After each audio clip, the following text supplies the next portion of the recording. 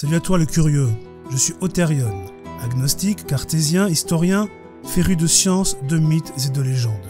Bonjour à tous, je suis Léag. Je suis avant tout croyant, mais également historien, ce qui me permet, j'espère, d'avoir un minimum de recul sur les textes. Et c'est ma vision des choses que je vais vous présenter dans cette vidéo. Dans cette série, nous allons parler d'exégèse des textes sacrés. Et dans cette première vidéo, de Dieu dans la Genèse, de la création à la destruction.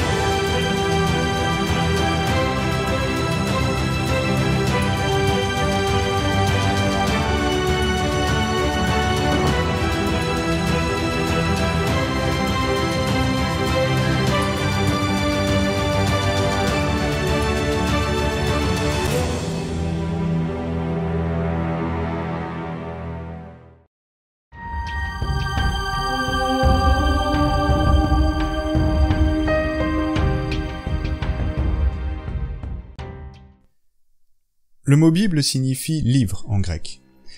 Mais c'est en réalité une compilation de livres reconnus par les Juifs et les chrétiens comme inspirés par Dieu.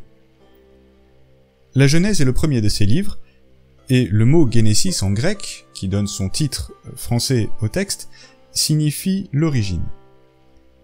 Il raconte en effet les origines du monde, de l'humanité, puis les origines d'Israël, choisi par Dieu pour être son témoin parmi les nations. Mais la Genèse n'est pas un texte uniforme. Elle est formée de plusieurs sources documentaires, assemblées entre le 9e et le 5e siècle avant notre ère. La première partie de la Genèse, les chapitres 1 à 9 qui nous intéressent ici et qui narrent les événements qui vont de la création du monde à l'aventure de Noé, ne sont pas un récit historique, ni scientifique. Le texte mêle en effet langage prophétique et langage poétique pour fournir un enseignement de sagesse. Ces premiers chapitres sont essentiellement constitués de deux sources documentaires, enrichies ensuite de traditions orales plus ou moins anciennes. La première source, dite yaviste, donne d'emblée le nom de Yahvé à Dieu. On situe sa rédaction au 9e siècle avant Jésus-Christ, dans le royaume de Juda. C'est le texte qui a la forme la plus poétique. La deuxième source, elle, est plus didactique. On la nomme source sacerdotale, puisqu'elle est commencée à être mise en forme dans le milieu sacerdotal de Jérusalem, au 8e siècle avant notre ère, après la chute du royaume d'Israël, puis continuée lors de l'exil des Hébreux à Babylone, entre le 6e et le 5e siècle. Parfois, ces deux sources sont juxtaposées, parfois elles sont mêlées, ce qui rompt la linéarité du récit. Cependant, ce n'est pas la chronologie qui est importante pour les rédacteurs de la Genèse, qui n'hésitent pas à utiliser des références propres à leur temps pour parler d'événements beaucoup plus anciens. Leur but était surtout de construire un recueil d'enseignements utiles à la compréhension de l'histoire du salut. L'Ancien Testament n'est qu'une retranscription et une assimilation de mythologies déjà existantes, telles que la sumérienne, l'akkadienne, l'assyrienne ou encore l'égyptienne. Il s'agit d'une mythologie que l'on retrouve sur des tablettes sumériennes ou dans la tradition orale. La Genèse adapte ainsi des textes tels que l'épopée de Gilgamesh, le mythe de la Traasis, celui d'Enki de Ninma, ou encore de l'Enuma Elish, des textes rédigés courant du second millénaire avant notre ère. Pour ma part, je pense que cette assimilation à l'époque contemporaine des auteurs n'a pour but que de crédibiliser leurs textes en utilisant des références et des repères existants et connus de tous. En ce qui concerne l'enseignement de sagesse, nous le verrons, ma lecture est bien différente. Je n'y vois en effet là que les prémices de dogmes et de règles cherchant à unifier un peuple qui en a besoin. Créer ainsi une religion pour donner crédibilité et ascendance quasi divine, et mettre ainsi le peuple juif au centre de cette mythologie. En effet, rappelons que le royaume d'Israël a été détruit, et que celui de Juda est assujetti aux Mésopotamiens lors de la rédaction de l'Ancien Testament. Ces textes ne sont pas révélés. Il s'agit donc d'interprétation et d'assimilation d'une tradition orale archaïque, ainsi que d'une cosmogonie déjà existante. La création est composée de deux textes distincts, dans la forme, l'auteur et la période de rédaction. Mais le fond aussi diffère. ce qui est problématique, car s'il existe des différences entre deux textes traitant d'un même sujet, alors la véracité de ce sujet peut être compromise. C'est pourquoi nous étudierons plus en profondeur le premier texte dans une future vidéo consacrée à la cosmogonie dans différentes religions. Et nous allons nous attarder ici sur les débuts de l'humanité.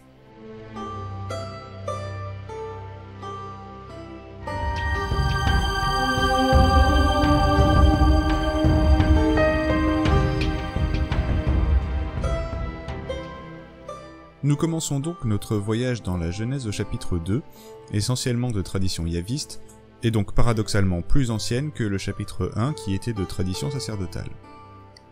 Il s'agit ici d'une deuxième version du récit de la création, centrée cette fois-ci sur l'humanité. Dieu y est appelé Yahvé, remplacé par la suite par le Seigneur, car le nom de Dieu ne pouvait être prononcé lors de la lecture. Au verset 7 du chapitre 2, donc, Dieu crée l'être humain. Mais ce n'est pas seulement la parole de Dieu qui crée ici, contrairement au premier chapitre de la Genèse, mais une action physique du Seigneur. En effet, dans ce texte, Dieu modèle l'homme à partir de la poussière du sol avant de lui insuffler la vie. Cette action est d'ailleurs reprise en hébreu dans le jeu de mots Adam, qui signifie l'homme, et Adama, le sol qui lui donne la vie. Pour moi, cela illustre le fait que l'être humain possède une origine humble, la poussière du sol, suivie d'une élévation, par le souffle de Dieu, qui le distingue des autres animaux. Dans le premier texte, il ne nous est pas stipulé le mode de création de l'homme, mais dans celui-ci il se précise. Il ne s'agit en fait que d'une reprise de cosmogonie déjà existante. En effet, l'Adam biblique est Enriku dans la légende sumérienne, faisant ainsi de l'homme une créature terrestre d'origine et spirituelle par la suite. Dieu ici est humanisé par cet acte direct et physique qu'est la création manuelle. Sans parler de l'aspect purement scientifique, il paraît assez étrange que le créateur de tout doive partir de la poussière ou de la glaise, selon les traductions, pour créer la vie. On peut également parler de la chronologie qui diffère. En effet, dans le premier texte, l'homme est la création ultime. Il vient après tout minéral, végétal et animal. Or, dans ce texte, il est créé avant les animaux. Encore une incohérence qui traduit une interprétation personnelle des auteurs. Donc, une origine vague, l'origine orale, qui diffère selon les lieux, les échanges et les époques. Il s'agit donc bien d'adaptation plus que de création. Tout à fait, mais, et nous sommes d'accord là-dessus, il ne faut pas chercher dans ce texte le récit d'un fait scientifique, ni une notice biographique du premier être humain. On n'y découvre rien d'autre, je pense, que l'enseignement divin sur les origines de l'homme. Dieu serait donc à l'origine de ces textes incohérents et adaptés de religions antérieures. Créer une religion de toutes pièces, et surtout qu'elle soit acceptée, est impossible. En effet, il faut assimiler des faits connus et acceptés de tous, ainsi que des us et coutumes issus d'autres religions. C'est d'ailleurs ce que fera habilement l'Empire romain lorsqu'il conquérera de nouveaux territoires, il assimilera les dieux qui y sont associés. De plus, ici, Dieu n'est pas un dieu unique, mais le condensé de plusieurs dieux mésopotamiens. Plutôt que d'un enseignement divin, j'y vois donc la mise en place d'une recherche de crédibilité. Il me paraît également impossible de créer une religion de toutes pièces. C'est pourquoi, pour moi, ces textes ne sont effectivement pas écrits par Dieu, mais ils sont inspirés, c'est-à-dire qu'ils mettent sous une forme intelligible, qui est celle du mythe, des éléments qui permettent de comprendre Dieu et de se comporter ensuite en conformité avec ses prescriptions. La création de l'homme par Dieu dans le chapitre 2 de la Genèse n'est pas contextualisée. De mon point de vue, il s'agit du récit de la création de l'humanité en général, qui souligne du même coup l'unicité de l'espèce humaine.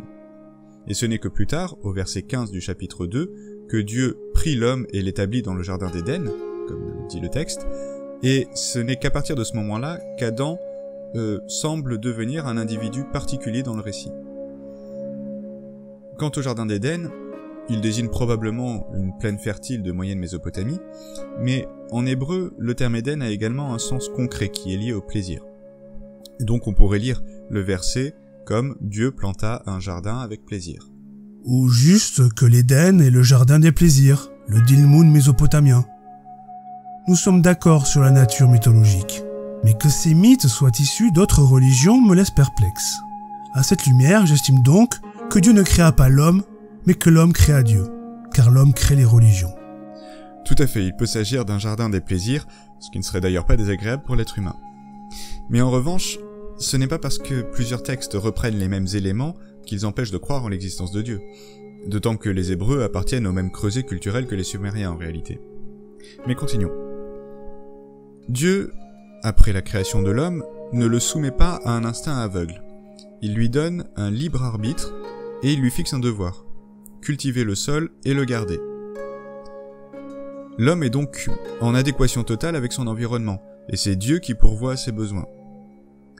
Dieu fixe ensuite des règles pour protéger l'homme, au verset 17. Il ne devra pas manger du fruit de l'arbre de la connaissance de ce qui est bon ou mauvais, qui est la chasse gardée de Dieu, et qui demande d'attendre que lui-même partage cette connaissance à sa manière et en temps voulu. Il avertit l'homme que s'il lui reste fidèle, il échappera à la mort. Un libre arbitre, sans connaissance du bien et du mal, et soumis à des règles strictes et un environnement cloisonné, j'ai du mal à le concevoir. Quant au devoir de cultiver la terre, hormis la mention plus détaillée dans les textes mésopotamiens, je ne saisis pas trop l'intérêt de ce labeur.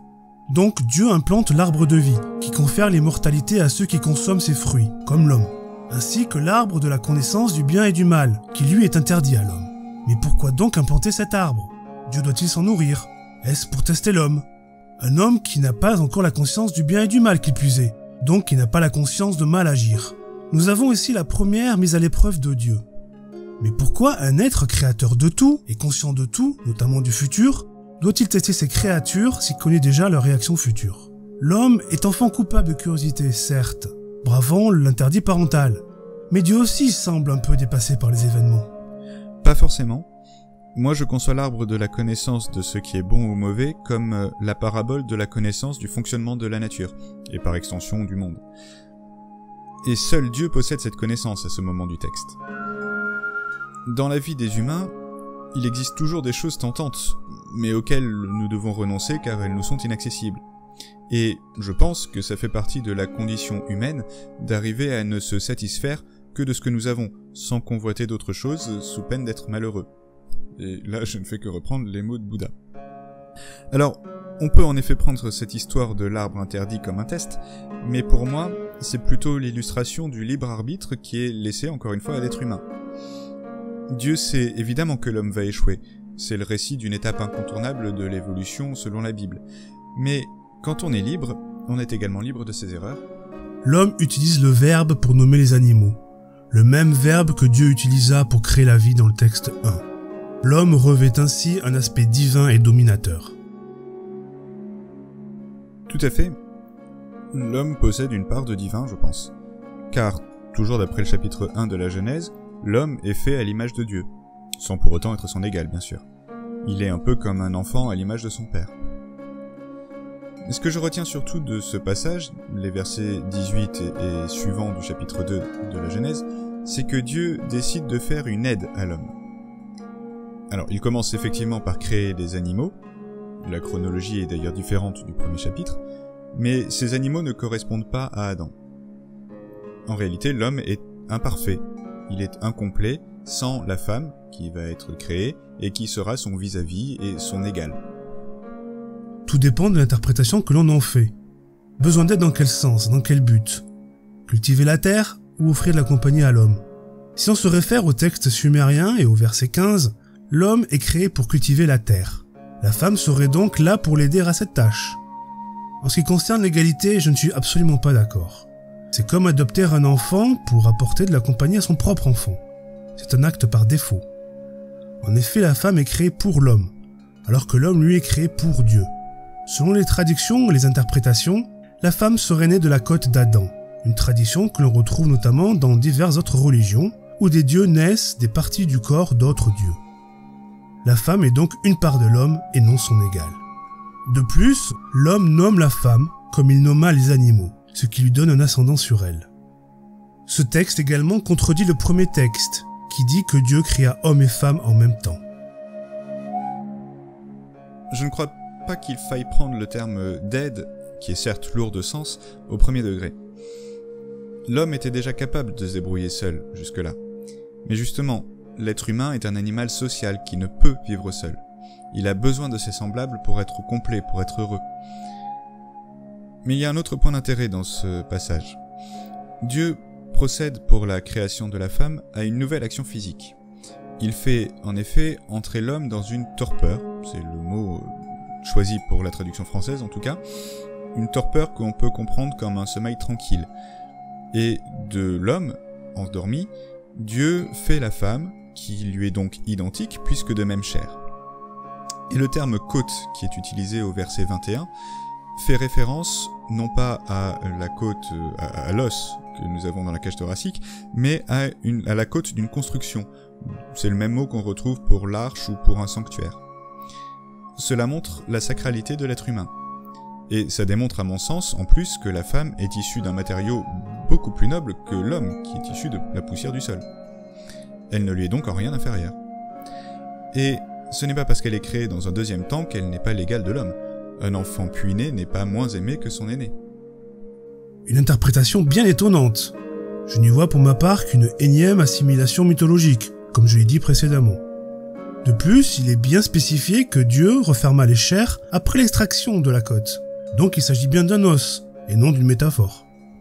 Par contre, la torpeur me semble bien plus intéressante. Je l'interpréterai plus comme une sorte d'anesthésie. L'homme serait donc soumis à la douleur, une douleur concrétisée par celle subie par la femme lors de l'enfantement. Ensuite, je ne parle absolument pas de hiérarchie par l'ordre de création, mais bien par l'intention de création. Mais même les mots montrent, je pense, l'égalité de l'homme, ish, en hébreu, et de la femme, isha. Ils sont donc similaires jusque dans les termes. Un chat et une chatte ne sont pas similaires pour autant. L'homme vient de la terre, création directe de Dieu.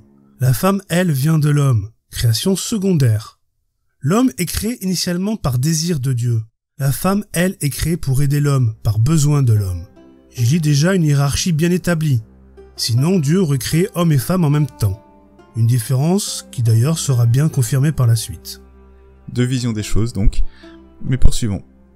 Au verset 2 du chapitre 3, dans sa réponse au serpent qui veut la tenter de désobéir à Dieu en mangeant du fruit interdit, la femme démontre une connaissance intuitive de ce que veut Dieu, car elle n'était pas là quand Dieu a fixé les règles. Ce qui montre, pour moi, qu'elle est au moins égale à l'homme. Mais comme tous les enfants, l'homme et la femme finissent par désobéir à leur père. Ils abusent ainsi de la liberté octroyée par Dieu pour être comme des dieux eux-mêmes. Peut-être que Dieu le lui a simplement dit, ou qu'il a répété son avertissement aux deux, ou alors que Adam le lui a répété. Ou encore il s'agit juste d'un raccourci de l'auteur qui n'estime pas que son texte doit être cohérent. Comme tu le dis, l'homme et la femme sont des enfants. Et le réel tentateur n'est pas le serpent, mais bien Dieu qui met à portée de main un interdit. En effet, lorsqu'on veut garder une chose secrète et inaccessible, on ne la dispose pas à la vue et à la portée de main de tous. Le serpent n'est en fait qu'un révélateur.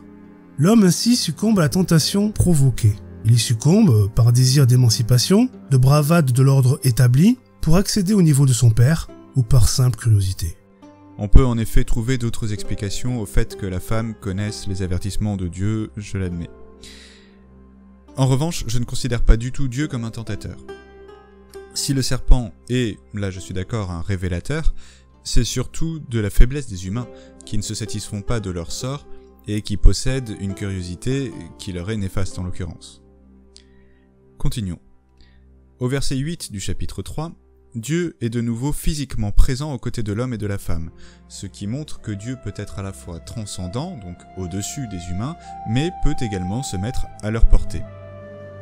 Et là, s'il semble découvrir la faute de l'homme, ce qui peut paraître surprenant pour un Dieu omniscient, c'est surtout pour permettre à l'homme, selon moi, de reconnaître lui-même sa faute. Nous avons de nouveau une lecture différente. Dieu se promène dans le jardin d'Éden, et Adam l'entend venir. Et même, il entend ses pas selon les traductions. De plus, l'homme et la femme se cachent du regard de Dieu. Donc Dieu voit par ses yeux, et non pas par son esprit. Il s'agit donc bien d'une personnification, une sorte d'humanocentrisme. Ensuite, quand on sait, on ne dit pas « où es-tu » mais plutôt « viens ici », car une question, en effet, attend toujours une réponse, et démontre une absence de connaissance. Au chapitre 3, verset 11, Dieu ne sait pas, il déduit. L'homme lui dit qu'il se cache de lui car il est nu, et donc Dieu déduit que l'homme a goûté du fruit défendu. Le jeu de cache-cache que les humains entreprennent avec Dieu est à mon sens une tentative désespérée d'échapper à un châtiment inéluctable. Mais cela n'empêche pas que Dieu sache en réalité où ils sont. Ils sont réellement comme deux enfants que Dieu est en train d'éduquer. Et la question « Où es-tu » en est d'ailleurs l'illustration. Je la comprends moi plutôt comme « Où en es-tu dans ta réflexion ? Ou vas-tu assumer ta faute ou faut-il que je vienne t'extirper de ton refuge illusoire ?» Donc, je pense que la cachette de l'homme et de la femme n'est pas une cachette physique, mais morale. Ils se cachent à eux-mêmes. Ils se voilent la face, donc par honte. Se voiler la face. Pourtant ils sont conscients et assument avoir bravé l'interdit. Certes, en se reportant la faute. Mais c'est du ressort de Dieu qui a fait l'homme à son image. Donc Dieu aussi pourrait être soumis à la tentation, notamment via la colère. Nous le verrons plus tard. Il devrait donc être plus compréhensif. Il est compatissant, et on va y revenir plus longuement par la suite. Cependant, Dieu n'est pas soumis lui-même à la tentation. Je l'ai dit auparavant, être à l'image de quelqu'un, d'un père en l'occurrence, ça ne signifie pas être sa copie conforme. En outre, Dieu démontre depuis le début sa supériorité en tout. Pourtant dans la Bible, le Fils paye pour les fautes du Père, ou encore le Fils est sauvé par la grâce accordée au Père. Mais si Dieu fit l'homme à son image, ni physiquement, ni mentalement, ni par le comportement, l'essence ou l'esprit, mais que reste-t-il ? L'homme n'est certainement pas une image physique de Dieu, non. Mais dans ses aptitudes, dans sa réflexion, dans sa capacité à appréhender le monde, l'homme possède une part de divin, oui, sans, bien sûr, être le semblable de Dieu. Et c'est pourquoi Dieu sanctionne la faute. La condition humaine est fixée. La désobéissance de l'homme et de la femme leur valent la souffrance et la perte de leurs privilèges. C'est donc la justice de Dieu qui s'exprime pour la première fois. Mais Dieu fait aussi preuve de sollicitude. Il revêt l'homme et la femme de tuniques de peau pour les protéger. Et le terme hébreu qui est employé là, pour la peau, désigne en général plutôt la peau humaine, ce qui peut exprimer ici par métonymie toute la condition mortelle de l'homme et de la femme, comme conséquence de la désobéissance. En revanche, le fait que ce soit une tunique, cela fait plutôt référence à une tenue cultuelle, celle du Messie par exemple, et elle peut donc annoncer une rédemption possible. Dieu punit l'homme car celui-ci est devenu son égal, enfin leur égal. En effet, Dieu dit nous au chapitre 3 verset 22, comme si Dieu était un Dieu parmi d'autres, issu d'un panthéon polythéiste. Mais en effet, Dieu est un amalgame de diverses divinités mésopotamiennes. Ainsi, on apprend la consistance de Dieu. Ce qui fait un Dieu est son immortalité et sa connaissance du bien et du mal, deux attributs ici représentés par des arbres. L'homme était immortel, du fait de l'arbre de vie, mais il était également inconscient. Ensuite, le châtiment diffère. Le serpent écope du pire, alors qu'il n'est que le révélateur. La femme, quant à elle, hérite de la souffrance d'enfanter et d'être dominée par l'homme, alors que l'homme, lui, ne peut juste plus récolter avec abondance. Donc, il y a une double peine pour la femme qui dépend de l'homme. C'est une gradation qui est injuste pour moi, et qui est très hiérarchisante. Ensuite, hommes et femmes perdent leur immortalité et sont bannis du jardin d'Éden. On y voit en fait un père qui met à la porte ses deux enfants rebelles ayant bravé son interdit. L'être humain a en tout cas voulu être l'égal de Dieu, mais sans y parvenir. Tu as en effet résumé deux attributs de Dieu, la connaissance du bien et du mal et l'immortalité. Et le fait que l'on parle d'arbres à ces sujets n'est pas anodin, je pense. Pour moi, cette histoire du jardin d'Éden est surtout à comprendre comme une parabole de la condition de l'être humain. Il était heureux, il a fauté et il se retrouve à devoir souffrir pour se nourrir et enfanter. On retrouve ici, je pense, sous la forme du mythe, le récit de la transition entre les chasseurs-cueilleurs du Paléolithique, qui ne vivaient que de ce que Dieu leur donnait, aux agriculteurs du Néolithique, qui ont obtenu la connaissance du fonctionnement de la nature et ont commencé à pratiquer l'agriculture. De fait, ils ont certes dominé la nature, mais ils se sont retrouvés paradoxalement soumis à leur environnement, puisqu'ils sont devenus sédentaires. Une interprétation très intéressante si l'on accepte que l'auteur ait conscience de cette évolution de l'humanité, et que son intention soit ici de l'imager pour l'enseigner. Et ça, je ne le pense pas. De plus, il est dit que l'homme cultivait déjà la terre, au chapitre 2 verset 11, donc il n'y a pas de réel changement, mais juste que la terre sera moins fertile que celle de l'Éden. Par contre, on peut y déceler une association de la dureté du travail de la terre et de la dureté du travail lors de l'accouchement. Mais il en avait conscience. les auteurs de l'Antiquité s'intéressaient déjà à l'histoire et ils cherchaient à la transmettre. Pour poursuivre mon idée, la révolution néolithique a aussi créé un monde où, en général, et notamment au Moyen-Orient, la femme était soumise au travail des hommes qui assuraient la subsistance, alors qu'auparavant il existait probablement une égalité entre hommes et femmes. Mais nous reviendrons sur les aspects historiques de la Bible dans une autre vidéo. Et sinon, avant cet épisode, on peut se demander si Ève pouvait déjà enfanter. Car ses fils, en effet, elle ne les aura qu'après le bannissement. Sa punition d'ailleurs est directement liée à l'enfantement. Serait-ce une contrepartie d'une divinité acquise qui serait de donner vie? Mais pourtant, les animaux pouvaient déjà se multiplier. La chronologie des événements est tellement courte qu'elle n'a peut-être pas eu le temps d'enfanter. Mais je suis d'accord en tout cas sur le fait que Dieu accorde à l'homme et à la femme une part de divinité par l'arbre de la connaissance. Cependant, il leur refuse la vie éternelle. Je comprends l'inverse en fait. Dieu donna l'immortalité aux hommes et la leur retira quand ceux-ci obtinrent d'eux-mêmes la connaissance du bien et du mal. Ainsi s'oppose l'inné et l'acquis. Car l'homme devint l'égal d'eux ou des dieux par la connaissance et l'immortalité. Ce qui d'ailleurs entraînera son bannissement. Mais passons à un épisode bien plus étrange encore. Au chapitre 3, verset 24, il est fait mention du chérubin. Cet être emprunté aux mythes babyloniens et assyriens est ici utilisé par Dieu comme protecteur et gardien du jardin d'Éden. Citons par exemple le kéroub assyrien, un taureau ailé protecteur des temples.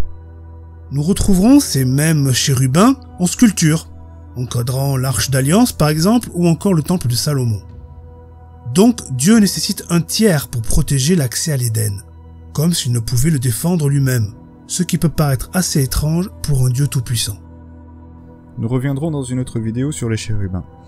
Mais le fait de bannir l'homme et la femme du jardin d'Éden montre pour moi la toute-puissance de Dieu sur le sort des hommes. Il n'a pas à se justifier, comme lorsqu'il refuse, dans la suite du récit que nous allons aborder maintenant, l'offrande de Caïn, alors qu'il accepte celle d'Abel sans motif. Ce sont les versets 3 à 5 du chapitre 4.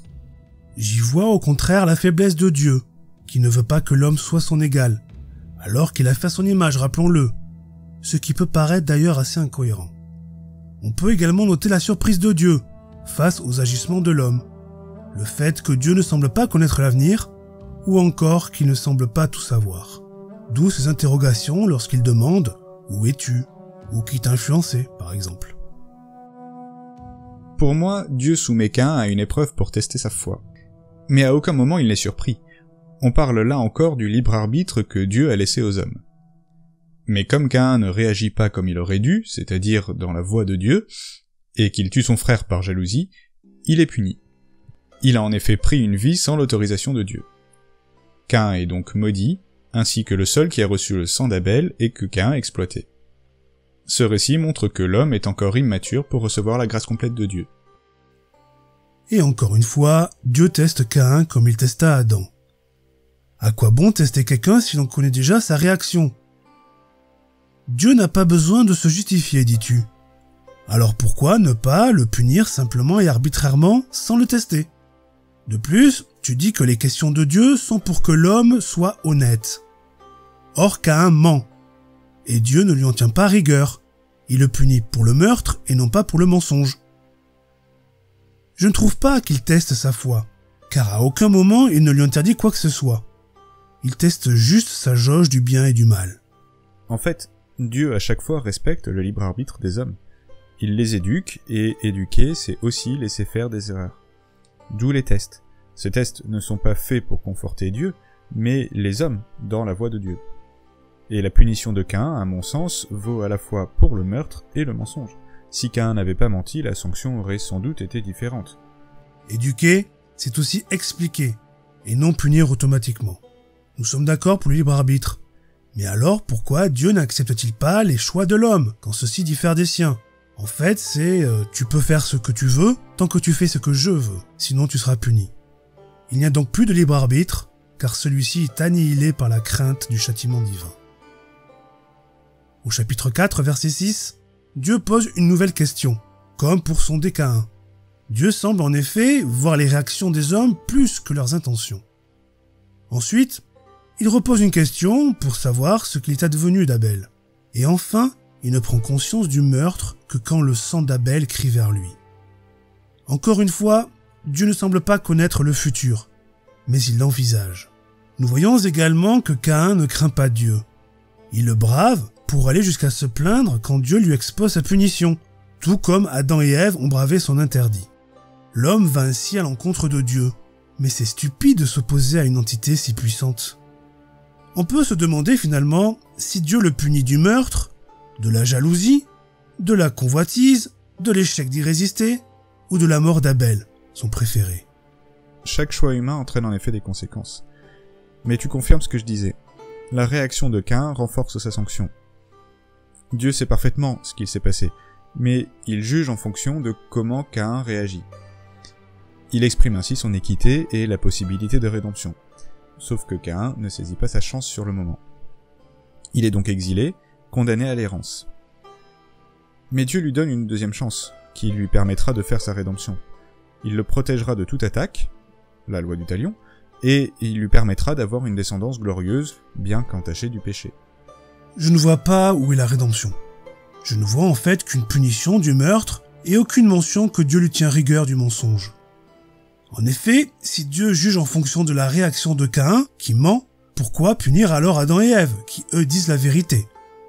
Et pourquoi punir Caïn en rapport avec le meurtre, et non le mensonge? De plus, confession et rédemption sont différentes. On peut mentir en éprouvant des regrets, ou inversement. Et enfin, je ne vois pas où Dieu dit que Caïn reste en vie contre une future rédemption. La possibilité de rédemption est là de fait. Caïn continue à vivre. Caïn est l'archétype de l'homme qui suit le mauvais chemin, c'est-à-dire celui de la désobéissance à Dieu. La rédemption de Caïn est de vivre. Il est nullement mentionné que Caïn regrette son geste. De plus, pour moi, il n'y a pas de rédemption sans rachat de ses fautes. Mais l'offre de rédemption ne vient pas de Caïn, elle vient de Dieu. Elle est un don. Et encore une fois, Dieu n'a pas à justifier ses motivations. On peut se demander aussi pourquoi la punition diffère. En effet, Caïn subit l'exil et la non-possibilité de cultiver, une punition proche de celle d'Adam, alors que d'autres connaissent la douleur ou sont exterminés. Citons également la malédiction de Caïn, qui punirait son meurtrier sur 7 générations, et ceci proportionnellement au degré de descendance. Chapitre 4, verset 24. Mais Dieu n'extermine pas encore, cela viendra plus tard. Et de toute façon, on ne peut pas comparer, il y a une gradation des sanctions entre l'histoire d'Adam et Ève, celle de Caïn et celle de Noé que nous verrons plus tard. Donc la morale est, tue ton frère, oppose-toi à Dieu, et tu seras juste nomade. Qui plus est, Caïn trouvera une femme, aura une descendance, et bâtira même des cités. Piètre morale si on en cherche une, n'est-ce pas? Non, la morale est que quelle que soit la faute, si l'on revient dans le chemin de Dieu, une seconde chance est possible. C'est heureux pour nous qui ne cessons de commettre des fautes, certes moins graves que celles de Caïn. Dieu ne regarde pas la faute, mais la réaction, comme un père après une bêtise de ses enfants. Mais encore une fois, le problème est qu'à aucun moment il est dit que Caïn se repent de ses fautes, ou qu'il revient dans les pas de Dieu. Mais si la punition imposée à Caïn peut sembler dérisoire, celle infligée à l'humanité par le déluge semble, elle, exagérée.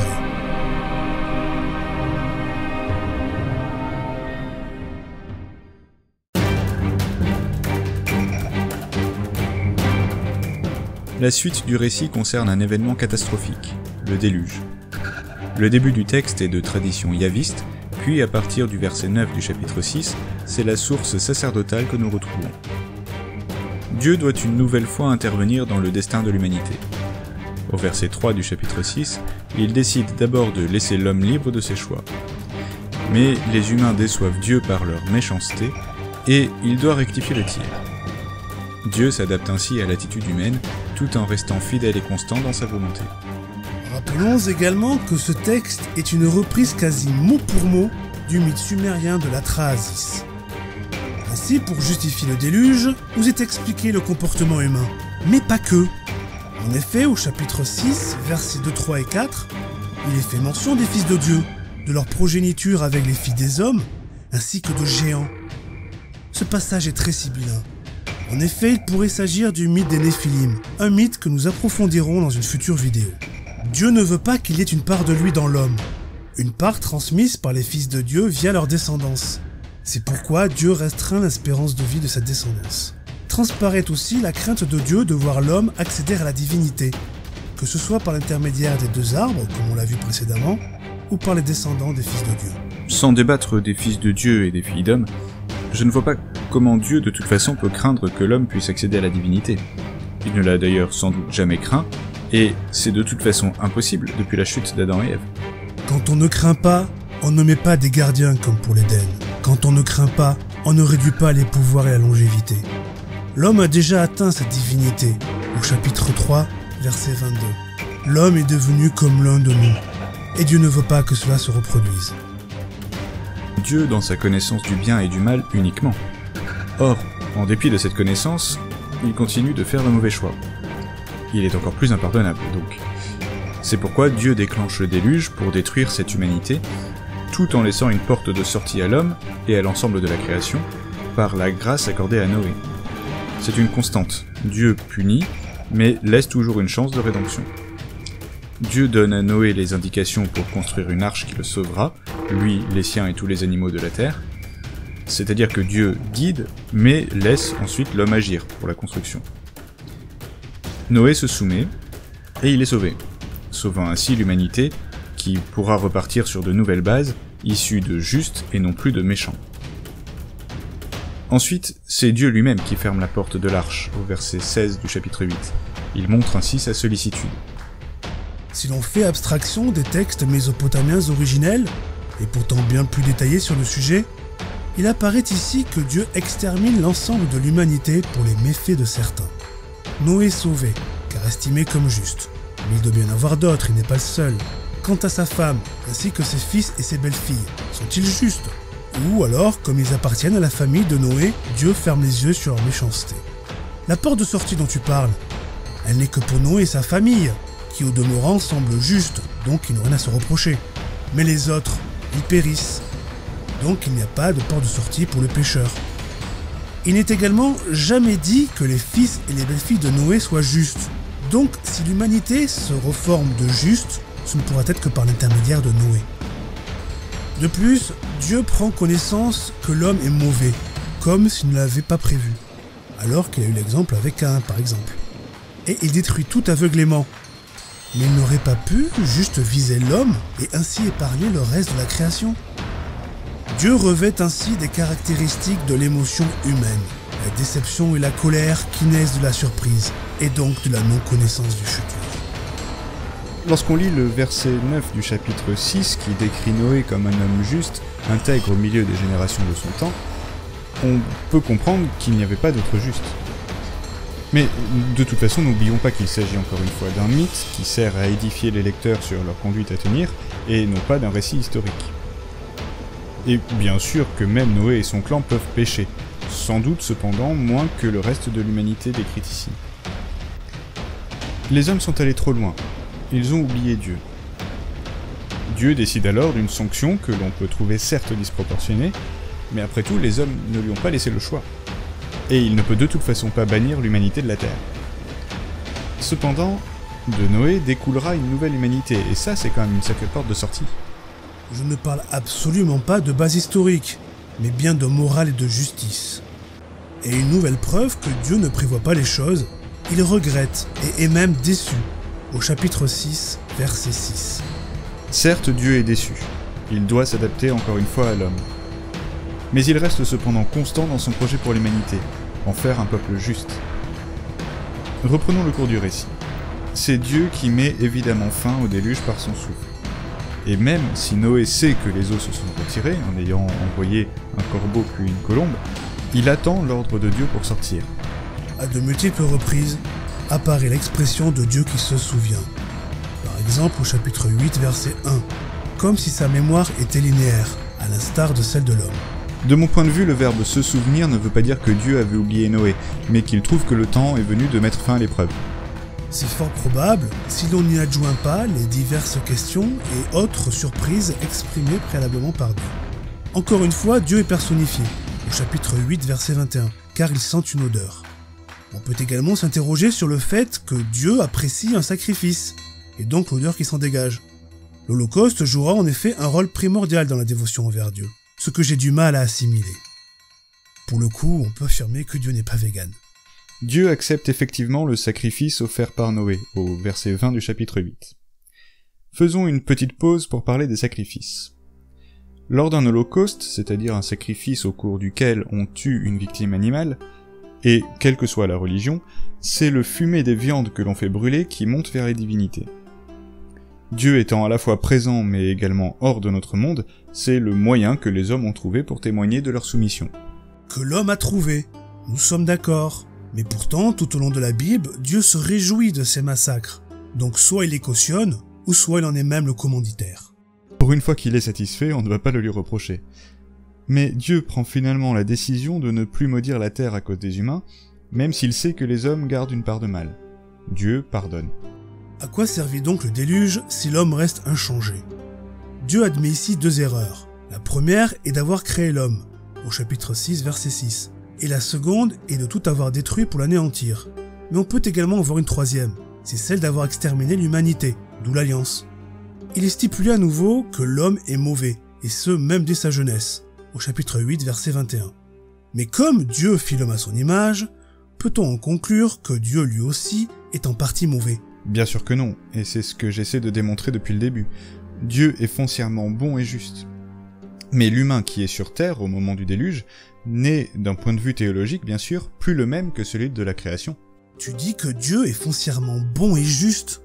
Mais quand je vois le sort réservé au serpent, à la condition féminine, la malédiction sur 7 générations contre quiconque tuerait le fratricide, ou encore l'extermination de toute vie, je ne vois ni bonté ni justice. Justice ne veut pas dire exemption de punition, mais Dieu offre, de mon point de vue, des sanctions qui permettent à chaque fois aux humains d'obtenir une nouvelle chance de s'améliorer. Reprenons le cours chaotique du récit, si personne n'a décroché. Faut-il encore qu'on nous écoute? Dieu bénit ensuite Noé et ses fils, leur promettant, comme aux autres espèces animales d'ailleurs, la fécondité. Les descendants de Noé sont ainsi en charge de repeupler la terre. On assiste là à l'illustration de la patience de Dieu face aux faiblesses des humains, assortie toutefois d'une clause d'obéissance pour les hommes.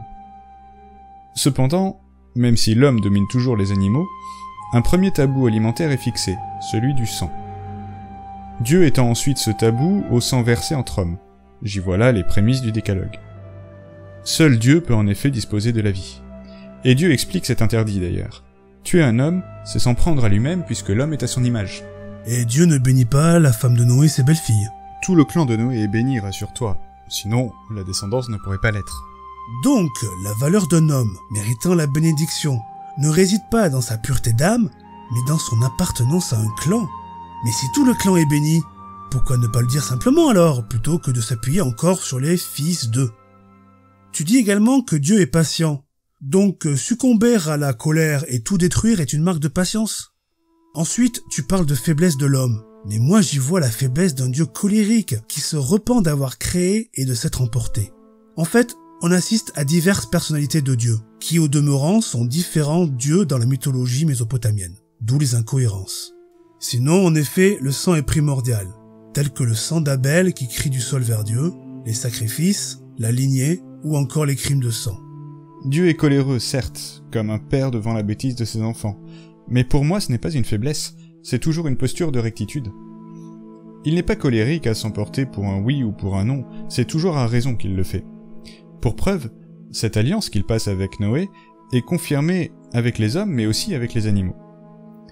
Et en plus c'est fait de manière poétique. En signe visible de cette alliance, Dieu fait apparaître un arc-en-ciel, signe d'apaisement après un orage. Qui pourrait en vouloir à un Dieu qui aime les arcs-en-ciel ? Je plaisante bien sûr, mais cela montre encore une fois la bienveillance de Dieu. Un père devant la bêtise de ses enfants, dis-tu. Et il fait quoi? Il les extermine. Ah oui, et bénit également les animaux, qui désormais peuvent être consommés, sacrifiés, dominés, et dont l'homme sera pour eux un sujet de crainte et d'effroi. Chapitre 9, verset 2. Et on reparle du serpent et de la femme en ce qui concerne la bonté et la justice. En ce qui concerne l'arc-en-ciel, ce n'est qu'un trait mythologique, comme les lacs seraient les empreintes de Dieu, ou la pluie serait leurs larmes. En effet, chaque fait climatique ou repère géographique jouit de telles références.